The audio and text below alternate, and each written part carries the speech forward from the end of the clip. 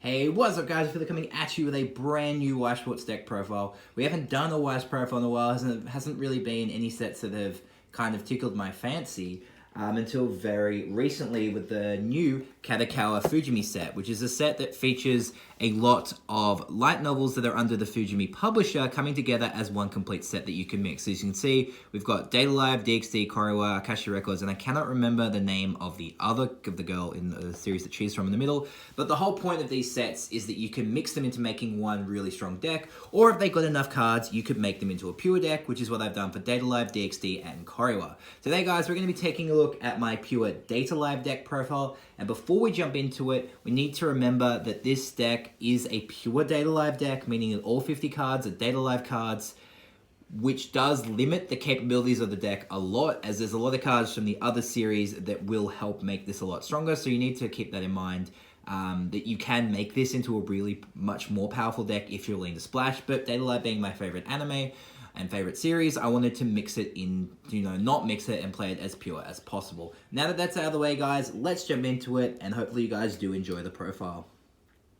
Starting things off, guys, we do have 4 copies of Origami's Grade 0. Now, I would want to mention quickly that I will have the English translated names via Heart of the Cards listed in the description of this video as well as, to my best of my ability, which which volume of the light novel is used for each art of each card, which is pretty cool, because everything in this set is light novel artwork, which makes it even more beautiful to look at. So it's a level 0 free runner with 2k power, so at the start of your opponent's combat phase, she can move to any free slot on your front row, which is really nice. 4 copies because at the end, later on in the game, she's level fodder, clock fodder, hand-on-call fodder, etc, etc.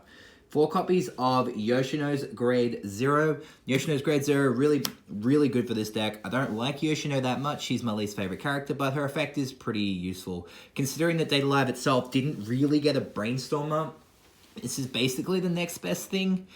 So it's pay 1, rest 2 characters, check the top 3 cards of your deck for a character and add it to hand. Now, it's not trait restricted, which really isn't too much of a problem in this Date A Live deck, as every character has Fujimi trait and every character bar Shido has the Spirit trait. But still, it's nice that we can pretty much get anything down the track as well if Date A Live does get future support.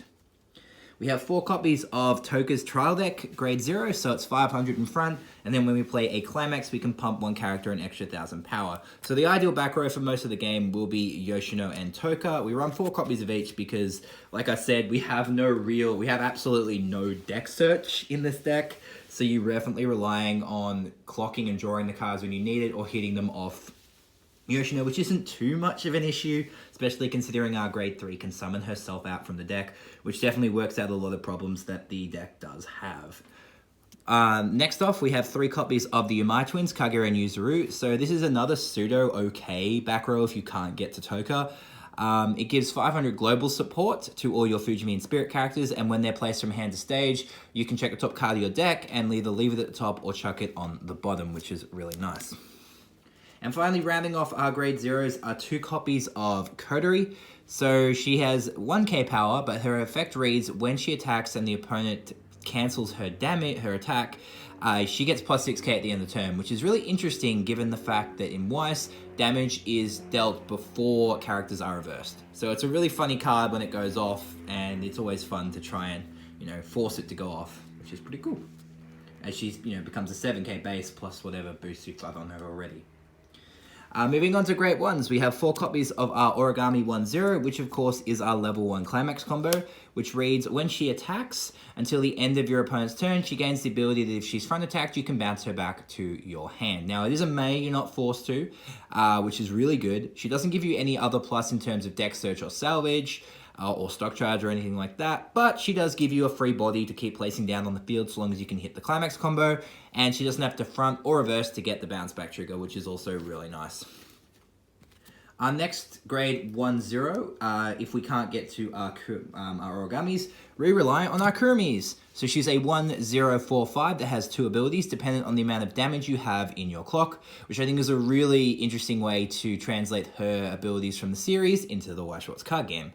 So her first effect is she has 2 or less damage, she gets plus 2k, and if you have 3 or more, she gets an extra soul. So useful either way. Next up, guys, we have 3 copies of Shido. Shido is a 1045 with 2 abilities. So his first ability is when he's placed from hand to stage, he gets 500 power times the number of Fujimi and Spirit characters you have. It's also worth noting that he does not have Spirit trait, he just has Fujimi trait. And his other abilities, you can shuffle 2 characters from your waiting room back to your deck, and he can side without losing soul penalty. Mostly relevant with our grade 3 Kurumi, as we can put her back in the deck to make her easier to call out, rather than having to shuffle them back in, which is really nice. 2 1/1s now. First off is the TD Kurumi. So her ability is when another one of your Fujimi or Spirit characters attacks, she gains 1/5 until the end of the turn, making her pretty big. 8/5 base if she attacks last before any back row assists or climaxes that you have. And she also has Hand on Core, which is very nice. Helps you maintain field presence and helps build up that stock. Continuing on to our last 2 grade 1s, we have 2 copies of Miku. So Miku's effect, Miku has 3 effects, and she is actually seeing some play in some mixed builds as well. So her first effect is you can rest her to give one of your Fujimi or Spirit characters plus 2/5.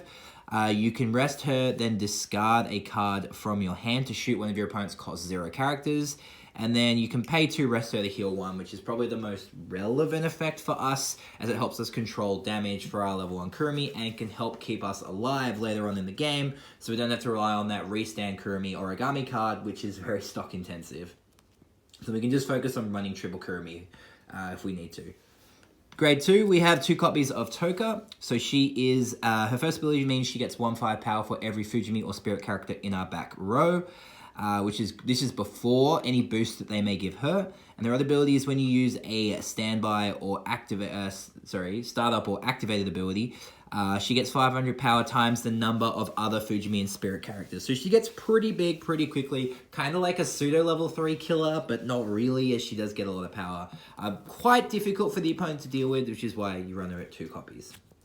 Rounding off our grade 2s, we have 2 copies of the Tenka/Tohka counter, depending on where you're up to in the anime/light novel.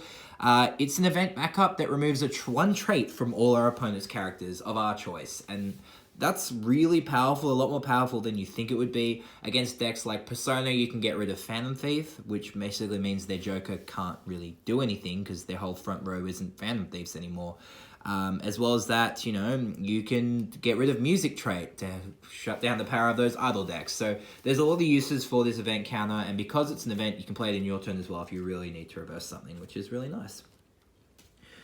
Moving on to grade 3, guys, we have 4 copies of Kurumi grade 3, and this is one of my this card is really weird and also really good. It fits her character quite well. In the sense that the first ability is when she's placed from hand or deck to field, you can pay 1 and summon another copy of herself out, which is a really cool way of explaining how she multiplies herself in the anime. Her second ability is once again based on the number of damage that you actually have in your clock. If you have 2 or less, Climax combo with Pants Climax is when she attacks. Pick any 2 cards from your waiting room, shuffle them back to your deck. And the other effect is if you have 3 or more, you mill the bottom 4 cards of your opponent's deck. For every climax they hit, they burn 1. So you're milling, for each Kurumi, you're milling 4, and then 4 with her combo, and then at least 3 with her attack. Or, of course, you're shuffling climaxes back in your deck to increase your chance of cancelling. The fact that you only need 4 stock, 1 Kurumi hand, and 1 climax in order to do this combo effectively is actually pretty cool. And then when you use the second part of her climax combo, she does get 3,000 power. The fact that if she doesn't reverse something is not really too much of an issue. She's just going to be swinging and you're milling your opponent a lot of cards. So she's actually a pretty decent grade 3. Though she's not super consistent, as she hasn't really hit too many climaxes too often with her second ability. But the fact that she's able to just mill cards and force her opponent to refresh a lot faster is also really nice. Rounding off the characters, we have 2 copies of the Box Topper Origami Kurumi Maids. This is only run at 2. As you can see, I'm still looking to get my second copy. It's quite expensive. I think it's like around 35 AUD to grab a copy of this. I think it's like 3,500 to 3K to 3,500 yen on UITE. Very expensive, like all the Box Toppers from this set. Its first effect is when it's placed from hand to field, you get to heal 1. And then on attack, you do have to rest all of your other standing characters, which means this thing has to attack last, but you can pay 5, discard 2 to restand. So it does give you 2 stock and gets to attack twice and doesn't need to reverse, and it doesn't have to be on the turn it's played. So for some reason, if this thing keeps living, you can restand it on the next turn. But yeah, it's definitely a backup finisher because the good thing about the Kurumi grade 3 is you don't need any stock to do the combo. So if you can't get triple Kurumi for whatever reason, you can double Kurumi, 1 restander, get a serious amount of damage going off, there as well, which is nice. Finishing it up, guys, we're going through the climaxes. Pretty straightforward. Date A Live only got 2 climaxes. So we have 4 copies of the book climax, which combos with our level 1 Origami. And then, of course, as you would expect, 4 copies of the pants climax, which combos with Kurumi. So you have access to getting either of these combos whenever you need when you trigger it. But anyway, guys, that is it for the deck. As I mentioned at the start, there are more consistent ways that you can make this deck more powerful if you're adding in the other sets. But like I said, I wanted to make a pure Date A Live deck. Hopefully you guys really do enjoy it. Let me know in the comments below if you'd like to see profiles from my DxD and Koriwa pure decks. I don't really have as much fun playing them as I do playing Date A Live, but again, Date A Live is my favorite series, so maybe I'm just a little bit biased. Anyway, guys, if you liked the video, remember to like and subscribe. Be sure to check the description if you're curious about where all the artwork for this set comes from. It's mostly covers. There are a few cards that come from the inside artwork as well, meaning that all the artwork is done by Sunako. Thank you guys so much for watching, and I'll catch you for my next video.